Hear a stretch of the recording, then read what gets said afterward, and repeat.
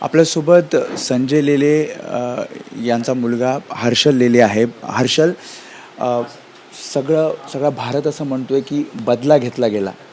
तू सुद्धा त्या दिवशी म्हणत होता की आम्हाला न्याय हवा आहे. ज्या प्रकारे ऑपरेशन सिंधूर ज्या प्रकारे राबवलं गेलं आणि जे दहशतवाद्यांचे तळ होते ते उद्ध्वस्त भारतीय सैन्याने केले, न्याय मिळाला आहे? कारण अनेक दहशतवादी मारले गेले. न्याय मिळाला आहे असं आपण म्हणू शकतो, बट माझं असं म्हणणं आहे की हे जे एक ऑपरेशन केलं एवढ्यावर न थांबता संपूर्ण मुळापासून उखडून टाकावं हे सगळं जे काय आहे. त्यामुळे कंटिन्यू असे अटॅक्स करत राहावे, तिन्ही आर्मी, नेव्ही, एअरफोर्स तिन्ही बाजूनी.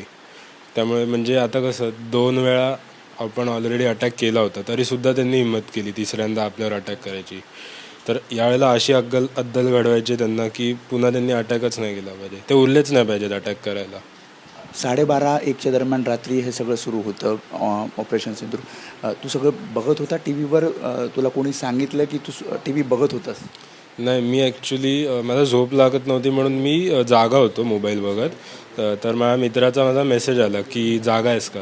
म्हटलं हो जागा आहे, काय आलं? तो बोलला की टी व्ही चालू कर. मी म्हटलं बघतो. तर तेव्हा मला पहिल्यांदा कळलं की असा अटॅक झाला आहे. तर 9 मिसाईल्स लॉन्च केल्या हे टी व्हीवरती मी हेडलाईन वाचली. तर तेव्हा थोडं समाधान वाटलं की, आणि एक आठवण आली जुनी की जेव्हा पुलवामा अटॅक झालेला त्यावेळेला बाबांनी मला असं मिठी मारली होती की, म्हणजे तर माझं असं आहे की त्यांना थोडं शांती मिळाली असेल की आपण उगाच नाही मेलो, देशासाठी मेलो आणि देश आपल्या पाठी आहे. सर्व 28 लोकांना, फक्त बाबांना असं नाही. त्यावेळेची तुला आठवण आली जेव्हा पहिला सर्जिकल स्ट्राईक? तर 2019मध्ये ज्या प्रकारे म्हणजे संजय लेले असतील किंवा तुमचे इतर 2 नातेवाईक होते, त्यामध्ये मोने होते, जोशी होते, त्यांच्या कुटुंबियांशी तुझं बोलणं झालं आहे का? कारण ज्या प्रकारे तिघही जण म्हणत होते, तिन्ही फॅमिली म्हणत होत्या की हा न्याय हवा आहे. माझं बोलणं नाही झालं आहे अद्याप कोणाशी, कारण आता 8च वाजत आहेत आणि मी अजून कोणाला काय कॉल वगैरे केला नाही आहे. तर आता एक थोड्या वेळाने मी त्यांच्याशी बोलीन.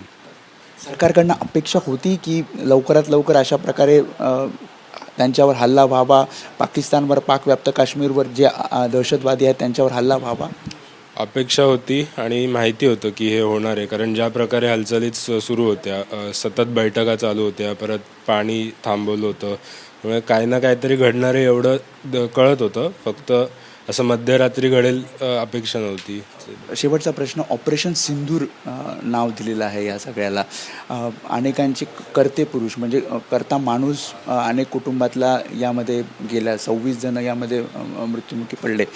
सिंधूर नाव दिलं गेलं. आपण बघितलं की महिला म्हणजे त्यांच्या पत्नी असतील, त्यांनी दुःख मोठं व्यक्त केलं. मी बघितलं की आईची बोलण्याची सुद्धा मनस्थिती त्यावेळेस नव्हती. खूप मोठा धक्का सगळ्यांना होता.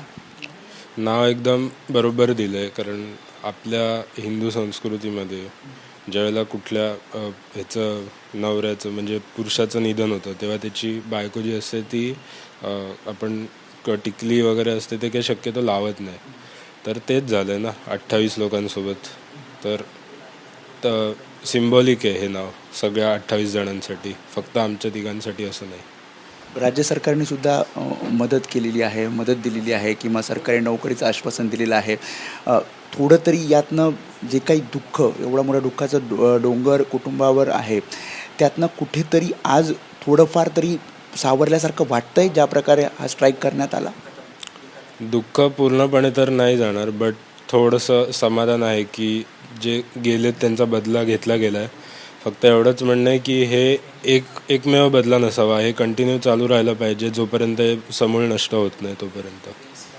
हर्षल, तू या सगळ्याबद्दल बोललास, याबद्दल खूप धन्यवाद. ज्या प्रकारे आपण बघितलं, हर्षल म्हणतोय की हा एक स्ट्राईक आहे, मात्र अशाच प्रकारचे स्ट्राईक हे होत राहावेत आणि मुळासकट दहशतवाद हा पूर्णपणे बाजूला व्हावा, दहशतवाद पूर्णपणे नष्ट व्हावा. कॅमेरामॅन अनिल संघरेसह मी वेदांतने, ABP माझा, डोंबिवली. ABP माझा, उघडा डोळे बघा नीट.